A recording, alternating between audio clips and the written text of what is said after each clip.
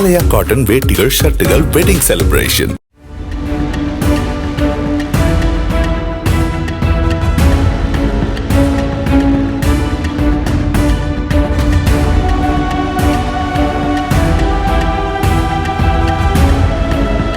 கும்மிடிப்பூண்டி அருகே சுத்திகரிப்பு நிலையம் அமைக்க கோரி 20வது நாளாக கழிவுநீர் ஊர்தி உரிமையாளர்கள் வேலை நிறுத்த போராட்டத்தில் ஈடுபட்டு வருகின்றனர்.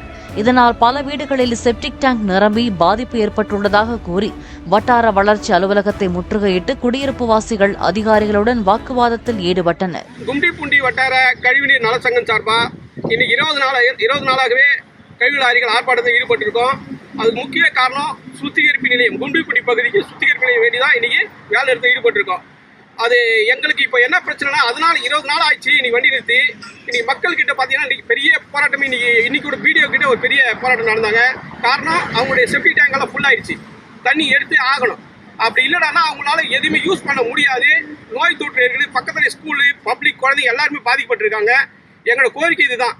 இதுக்கு மேலேயும் இந்த போராட்டத்தை காலதாமிக்காம உடனடியாக எங்களுக்கு இந்த வட்டாரத்தில் இருக்கிற அதிகாரிகள், பிடிஓ, எம்எல்ஏ, தாசில்தார், மாவட்ட கலெக்டர் எங்களை கூப்பிட்டு பேச்சுவார்த்தை நடத்தி எங்களுக்கு ஒரு தற்காலிக இடமோ இல்லை நிரந்தரமான இடமோ அமைச்சு தரணும்னு சொல்லிட்டு கும்மிடிப்பூண்டி வட்டார கழிவுநீர் நலச்சங்கம் சார்பாக கோரிக்கை வச்சிருக்கோம். நன்றி. ஆலயா காட்டன் வேட்டிகள் ஷர்ட்டுகள் வெட்டிங் செலிப்ரேஷன்.